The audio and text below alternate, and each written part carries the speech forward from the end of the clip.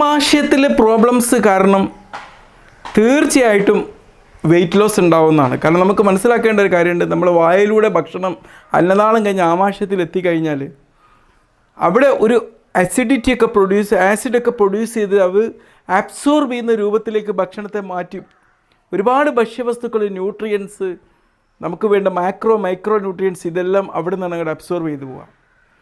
ഈ അബ്സോർപ്ഷൻ കുറയുമ്പോൾ എന്താ സംഭവിക്കുക? ഇത് നമ്മുടെ ശരീരത്തിൻ്റെ പല പ്രവർത്തനങ്ങൾക്കും ആവശ്യമുണ്ട്. ഈ ഒരു പ്രവർത്തനങ്ങൾ ശരിയായ രീതിയിൽ നടക്കാതിരിക്കുമ്പോൾ എന്താ സംഭവിക്കുക? നമ്മൾ ഒരുപാട് വെയിറ്റ് ലോസ് ഉണ്ടാവും എന്നുള്ളത് നമുക്കറിയാം. Gastritis, gastroenteritis, peptic ulcer disease, malnutrition, ഇതുപോലുള്ള ഏത് വയർ രോഗം കൊണ്ട് വരണമെങ്കിലും നമുക്ക് വെയിറ്റ് ലോസ് സംഭവിക്കാവുന്നതാണ്. അതുപോലെ നമുക്ക് വയറിലാതിരിക്കുന്ന മറ്റൊരു പ്രശ്നമാണ് ഇൻഫ്ലമേറ്ററി ബവൽ ഡിസീസ് എന്ന് പറയും. ക്രോൺ ഡിസീസ്, അൾസറേറ്റീവ് കൊളൈറ്റിസ്, ഇതിലൊക്കെ എന്ന് പറഞ്ഞാൽ ഒരുപാട് മെറ്റബോളിക്